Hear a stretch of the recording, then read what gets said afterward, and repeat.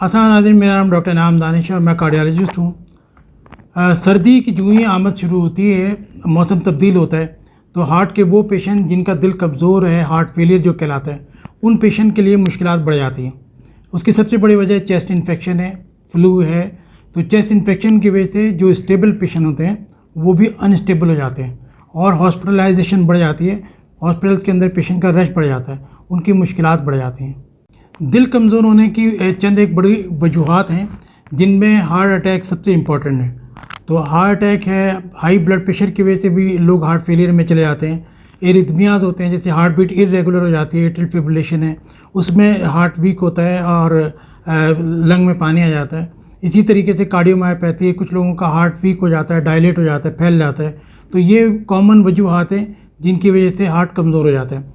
सबसे इम्पॉर्टेंट चीज़ जो है वो हार्ट अटैक है। इसको हम थोड़ा सा डिस्कस करते हैं कि हार्ट अटैक होने के बाद जो ही आदमी को चेस्ट पेन फील होता है, तो तकरीबन आधे घंटे के बाद ही हार्ट कमज़ोर होना शुरू हो जाता है।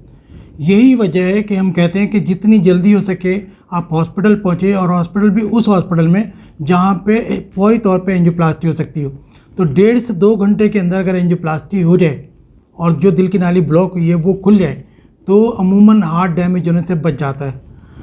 आम तौर पे यही होता है कि पेशेंट पहले रियलाइज़ नहीं करता है कि ये हार्ट अटैक है, फिर वो रास्ते की ट्रैवलिंग और ऐसे हॉस्पिटल पहुंचना जहाँ पे एंजियोप्लास्टी की फौरी तौर पे फैसिलिटी मौजूद ना हो, तो ये वो तमाम अवामिल हैं जिनकी वजह से हार्ट डैमेज होता है। अच्छे खासे लोग वो हैं जिनकी तादाद ये है कि जिनका हार्ट डैमेज हो जाता है हार्ट अटैक के बाद, और फिर उनको फिर आहिस्ता आहिस्ता हार्ट फेलियर की तरफ वो चले जाते हैं। तो अगर कोशिश करें कि जो ही चेस्ट पेन हो तो अर्लीस्ट पॉसिबल हॉस्पिटल जाएं और जितनी जल्दी मुमकिन हो सके एंजियोप्लास्टी कराएं, ताकि हार्ट को सेव किया जा सके, हार्ट डैमेज होने से बचाया जा सके। अब उन अवामिल का जिक्र करते हैं जिसमें एक स्टेबल पेशेंट अनस्टेबल हो जाता है। सबसे इम्पॉर्टेंट चीज़ जो है वो चेस्ट इन्फेक्शन है। आमतौर पर सर्दी की आमद के साथ, ये मौसम तब्दील होने के साथ साथ ही चेस्ट इन्फेक्शन होता है, फ्लू होता है, और ये पेशेंट जो हार्ट फेलियर के स्टेबल चल रहे होते हैं अनस्टेबल हो जाते हैं, इनका सांस फूलना शुरू हो जाता है। दूसरी बड़ी वजह नॉन कंप्लायंस है कि लोग कुछ अरसे तक मेडिसिन खाते हैं और उसके बाद जो है मेडिसिन छोड़ देते हैं। यही वजह है कि फिर वो लंग में पानी आना शुरू हो जाता है। एंजाइना, जिनको अगर एक मरतबा अटैक हो चुका है और प्रॉपर उनकी इन्वेस्टिगेशन नहीं हुई है, उन्होंने एंजियोग्राफी नहीं कराई, तो दोबारा भी एंजाइना या अटैक के चांसेस होते हैं। उससे भी हार्ट मज़ीद वीक होता है और heart failure, acute heart failure के पेशेंट आते हैं। एरिथमियाज होते हैं, जैसे कि हार्ट बीट इरेगुलर अगर हो जाए या हार्ट बीट बढ़ जाए, तो वो पेशेंट भी प्रेजेंट करते हैं एक्यूट हार्ट फेलियर के साथ। थायराइड की जो प्रॉब्लम होती है उसके अंदर, या थायराइड की मेडिसिन की वजह से हार्ट बीट तेज़ हो जाती है, उससे भी पेशेंट हॉस्पिटल में आ सकते हैं। एनीमिया जो होता है खून की कमी की वजह से, ये भी पेशेंट अनस्टेबल हो जाते हैं और हार्ट फेलियर की तरफ चले जाते हैं। एक्सर्शन किसी भी किस्म की हो, फिज़िकल एक्सर्शन या मेंटल एक्सर्शन, इसकी वजह से पेशेंट हार्ट फेलियर में चले जाते हैं। किडनी फेलियर, CKD जो कहलाती है, तो इसके अंदर भी जो है वो चूँकि प्रॉपरली यूरिन पास नहीं हो रहा होता है, लंग में पानी बढ़ जाता है। डायबिटीज़, अनकंट्रोल्ड डायबिटीज़, उसकी वजह से भी जो है पेशेंट एक्यूट हार्ट फेलियर में जाते हैं। तो ये वो तमाम चीज़ें हैं, ख़ासतौर पे एक्सर्शन, फटीग वगैरह, कि जिसकी वजह से एक स्टेबल पेशेंट अनस्टेबल हो जाता है। अब ये कि वो कौन सी अलामात हैं जो आपको आइडेंटिफाई करनी है कि अगर ये हो तो इसका मतलब है पेशेंट अनस्टेबल होने जा रहा है। तो इनमें सबसे इम्पॉर्टेंट चीज़ जो है वो सांस का फूलना है। ख़ास तौर पर लेटने के टाइम पर पेशेंट का अटेंडेंट बताते हैं कि ये रात को सोते हैं और 2-3 घंटे बाद उठ के बैठ जाते हैं, घुटन हो रही होती है, खिड़की खोल के खड़े हो जाते हैं, बाहर खड़े हो जाते हैं। तो सांस का फूलना ख़ास तौर पे लेटने के दौरान, बैठने में बेहतर हो जाता है। इसके अलावा चलने पे सांस का फूलना, जो कि पहले नहीं था, अब थोड़ा सा भी चलते हैं तो सांस फूलना शुरू हो जाता है। वॉशरूम जा रहे हैं तो सांस फूलना शुरू हो जाता है। खांसी होती है, चेस्ट पेन होता है, बहुत ज़्यादा थकन का एहसास होता है, कमज़ोरी फील हो रही होती है, पेल्पिटेशन होती है। पेशेंट कहते हैं हमारी हार्ट बीट बढ़ रही है, यानी कि हमें घबराहट महसूस हो रही है। पाँव पे सूजन आ जाती है, चेहरे पे सूजन आ जाती है, वेट बढ़ जाता है, और पेशेंट ड्राउजी होता है, यानी कि प्रॉपरली वो ऐसा लगता है नींद के अंदर है, तो ड्राउजी फील करते हैं।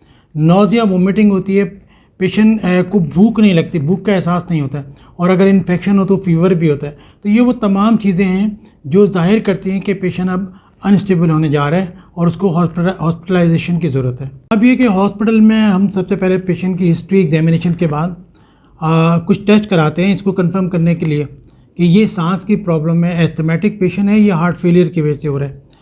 इसमें एक ब्लड सीबीसी करते हैं ताकि एनीमिया का पता चल जाए, वाइट सेल का पता चल जाता है कि इन्फेक्शन है कि नहीं है। यूरिया क्रिएटिन इलेक्ट्रोलाइट ये अगर इम्बैलेंस है तो ये भी एक रीज़न हो सकते हैं। ट्रोपोनिन आई चेक करते हैं कि कहीं इनको पेशेंट को दोबारा से अटैक तो नहीं हो गया। इसके अलावा प्रो बीएनपी एक बहुत इंपॉर्टेंट टेस्ट है। ये प्रो बीएनपी ये इंडिकेट करता है कि ये जो पेशेंट को सांस फूल रहा है ये हार्ट की वजह से है या नहीं है। इसका फैसला काफ़ी हद तक प्रो बीएनपी से हो जाता है। इसके अलावा थायराइड के टेस्ट कर लेते हैं, शुगर चेक कर लेते हैं, एक्सरे करा के देखते हैं, ईसीजी कराते हैं, एको में हार्ट की पंपिंग का पता चल जाता है जिसको इजेक्शन फ्रैक्शन कहते हैं, तो उससे आइडिया हो जाता है। और अगर पेशेंट को एंजाइना हो दोबारा तो एंजियोग्राफी वगैरह भी करके देख लेते हैं। तो ये वो तमाम चीज़ें हैं जो वर्कअप हम करते हैं। याद रखें कि जो हार्ट फेलियर के पेशेंट होते हैं, सिग्निफिकेंट हार्ट फेलियर यानी कि अगर इजेक्शन फ्रैक्शन जो है पंपिंग 40% से कम है तो उसमें मोर्टेलिटी के चांसेस जो हैं वो होते हैं ज़्यादा बढ़ जाते हैं। तो इसीलिए तमाम चीज़ों को वर्कअप करना और प्रॉपर टाइम पे उसका ट्रीटमेंट होना चाहिए।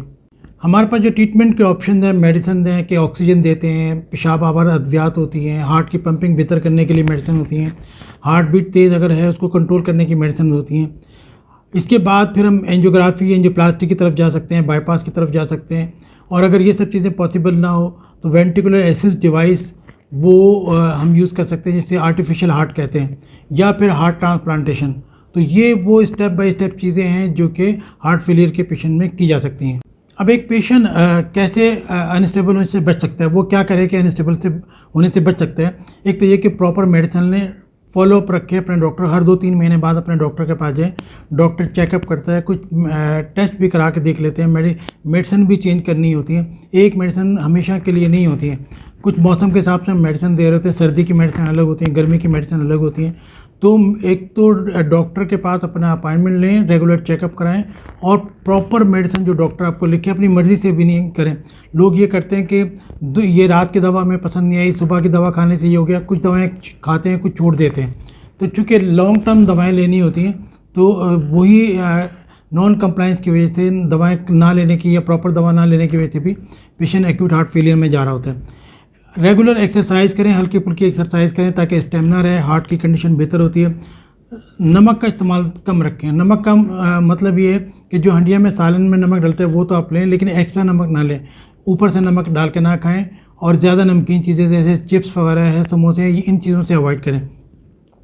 अगर कोई भी नई तब्दीली जिसमें महसूस होती है, कोई सिम्टम महसूस हो रही होती है, इवन कि आपको फ्लू हो रहा है, तो फौरी तौर पर डॉक्टर के पास जाएँ। इसके अलावा रेगुलर फॉलोअप रखें अपने डॉक्टर के पास। ये वो तमाम चीज़ें हैं जिनको करने से पेशेंट अनस्टेबल होने से बच सकता है।